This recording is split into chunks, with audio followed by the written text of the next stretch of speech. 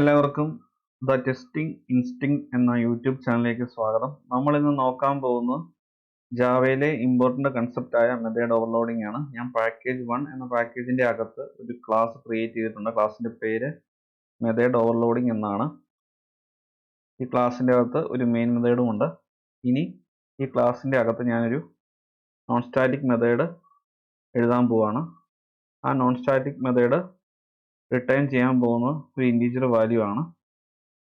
Numbers തമ്മിൽ add ചെയ്യുമ്പോൾ അതിൻ്റെ സമ്മ് റിട്ടേൺ ചെയ്യാൻ വേണ്ടിയുള്ള മെത്തേഡാണ് ഞാൻ എഴുതാൻ പോകുന്നത്. പബ്ലിക് ഇൻറ്റ് ആഡ് നമ്പേഴ്സ് എന്നും ഞാൻ മെത്തേഡിന് പേര് കൊടുക്കുന്നു.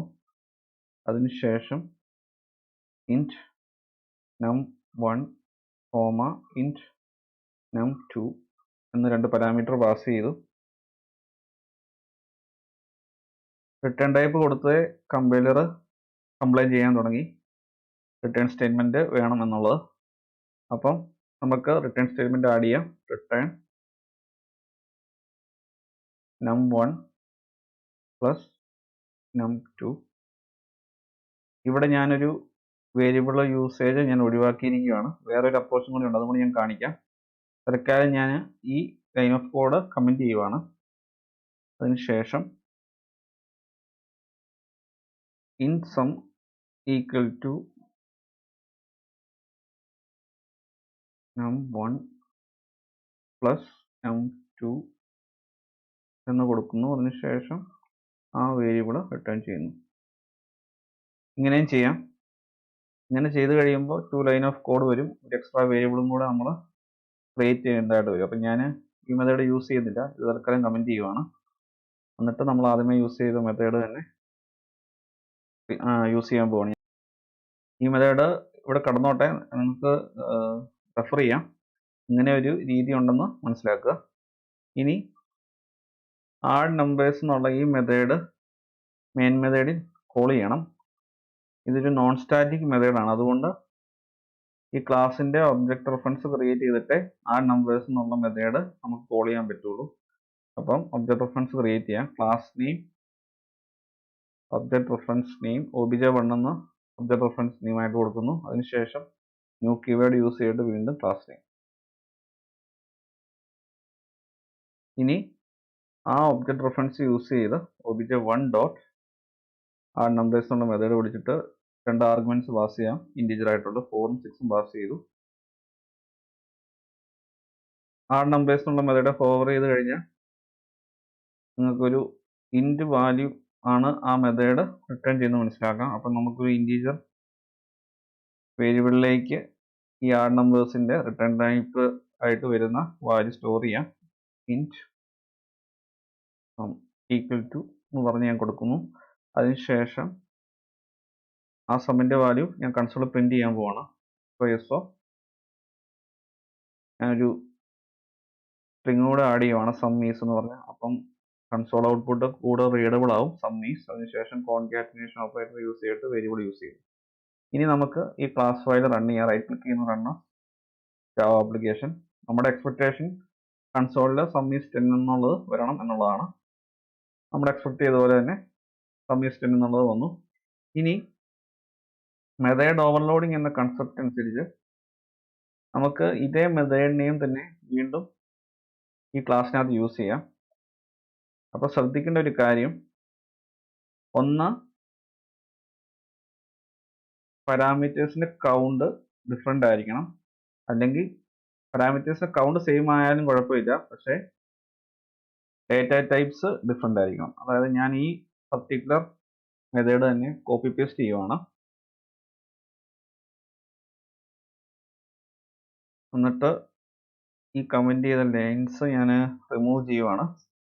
ഓക്കെ, ഇപ്പം ഈ ക്ലാസ്സിനകത്ത് സെയിം മെത്തേഡ് 2 തവണ എഴുതിയിട്ടുണ്ട്. അതുകൊണ്ടാണ് കമ്പൈലർ എറർ കാണിക്കാൻ തുടങ്ങിയത്, ഡ്യൂപ്ലിക്കേറ്റ് മെത്തേഡ് എന്ന് പറഞ്ഞാൽ. അപ്പം ഞാൻ പറഞ്ഞു ഒരേ മെത്തേഡ് തന്നെ മൾട്ടിപ്പിൾ ടൈംസ് നമുക്ക് ക്ലാസ്സിൽ എഴുതാൻ പറ്റും. പക്ഷേ ശ്രദ്ധിക്കേണ്ട ഒരു കാര്യം, ഒന്നെങ്കിൽ പാരാമീറ്റേഴ്സിന്റെ കൗണ്ട് കൂട്ടുക, അല്ലെങ്കിൽ രണ്ടും സെയിം പാരാമീറ്റർ കൗണ്ട് തന്നെയാണ് എന്നുണ്ടെങ്കിൽ ഏതെങ്കിലും ഒരു പാരാമീറ്ററിന് ഡേറ്റ ടൈപ്പ് എങ്കിലും മാറ്റും. അങ്ങനെ ചെയ്യുമ്പോൾ ആ എറർ കമ്പൈലർ മാറ്റിക്കോളും. അപ്പം ഞാൻ ആദ്യമേ കാണിക്കാൻ പോകുന്ന എക്സാമ്പിൾ ഒരു എക്സ്ട്രാ പാരാമീറ്റർ ആഡ് ചെയ്തിട്ടുള്ള എക്സാമ്പിളാണ് ഇൻറ്റ് num3.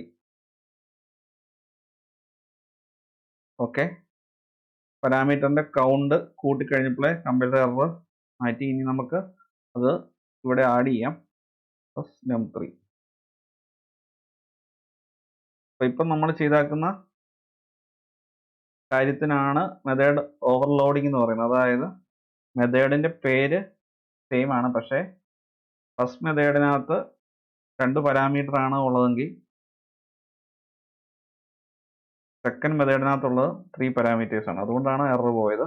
ഇനി നമുക്ക് ഈ 3 പാരാമീറ്റർ അക്സെപ്റ്റ് ചെയ്യുന്ന മെത്തേഡ് മെയിൻ മെത്തേഡ് വിളിക്കാം. obj1 ഡോട്ട് 3 പാരാമീറ്റേഴ്സ് അക്സെപ്റ്റ് ചെയ്യുന്ന മെത്തേഡ് ഞാൻ സെലക്ട് ചെയ്യുന്നു. അതിനുശേഷം 2, 3, 5 3 നമ്പേഴ്സ് പാസ് ചെയ്തു. അതിനുശേഷം ആ പർട്ടിക്കുലർ മെത്തേഡ് റിട്ടേൺ ചെയ്യുന്ന വാല്യൂ ഒരു ഇൻറ്റീജർ വാല്യൂ ആണ്. അതുകൊണ്ട് ഒരു വേരിയബിളിലേക്ക് നമുക്ക് സ്റ്റോർ ചെയ്യാം. ഇൻറ്റീജർ ആയിട്ടുള്ള ഒരു വേരിയബിളിലേക്ക് ഇൻ sum1 ഈക്വൽ ടു എന്ന് പറഞ്ഞ് സ്റ്റോർ ചെയ്യുന്നു. അതിനുശേഷം ഇത് പ്രിന്റ് സ്റ്റേറ്റ്മെന്റ് ഞാൻ കോപ്പി പേസ്റ്റ് ചെയ്യുവാണ്. sum is sum1 എന്നാക്കി. അപ്പോൾ ഒരേ പേരുള്ള 2 മെത്തേഡ് ഞാൻ മെയിൻ മെത്തേഡ് വിളിച്ചിട്ടുണ്ട്. ആഡ് നമ്പേഴ്സ് എന്നുള്ള ഫസ്റ്റ് മെത്തേഡ് 2 പാരാമീറ്റർ ആണ് അക്സെപ്റ്റ് ചെയ്യുന്നുണ്ടെങ്കിൽ സെക്കൻഡ് ആഡ് നമ്പേഴ്സ് എന്നുള്ള മെത്തേഡ് അക്സെപ്റ്റ് ചെയ്യുന്ന 3 പാരാമീറ്റേഴ്സ് ആണ്. അപ്പം 2 തവണ കൺസോളിൽ സം ഈസ് 10 എന്നുള്ളത് പ്രിന്റ് ചെയ്ത് വരും. കാരണം 4 + 6 ചെയ്യുമ്പോഴും 10 ആണ് കിട്ടുന്നത്. അതുപോലെ 2 + 3 + 5 ചെയ്യുമ്പോഴും കിട്ടുന്നത് 10 ആണ്. നമുക്ക് അതൊന്ന് വെരിഫൈ ചെയ്യാം. ക്ലാസ് ഫയൽ റൺ ചെയ്യാൻ പോവാണ്. റൈറ്റ് ക്ലിക്ക് ചെയ്യുന്നു, run as Java application. Some is 10 എന്നുള്ളത് നമ്മുടെ എക്സ്പെക്ട് ചെയ്ത പോലെ 2 തവണ പ്രിന്റ് ചെയ്ത് വന്നു. ഇനി ഉള്ള ഒരു ടൈപ്പ് നമുക്ക് ചെയ്യാവുന്നത് ഇതേ മെത്തേഡ് തന്നെ ഞാൻ വീണ്ടും ഒന്നുകൂടെ കോപ്പി പേസ്റ്റ് ചെയ്യുന്നു. 3 പാരാമീറ്റർ ഉള്ള ആ മെത്തേഡ് തന്നെ ഞാൻ വീണ്ടും കോപ്പി പേസ്റ്റ് ചെയ്തു. അങ്ങനെ കോപ്പി പേസ്റ്റ് ചെയ്ത് കഴിഞ്ഞപ്പോൾ കമ്പൈലർ ഡ്യൂപ്ലിക്കേറ്റ് മെത്തേഡ് എന്ന് പറഞ്ഞ് അത് കാണിക്കാൻ തുടങ്ങി. അപ്പം ഇങ്ങനെയുള്ള കേസിൽ കൗണ്ട് മാറ്റാതെ തന്നെ നമുക്ക് ഈ എറർ ഒഴിവാക്കി എടുക്കാൻ പറ്റും.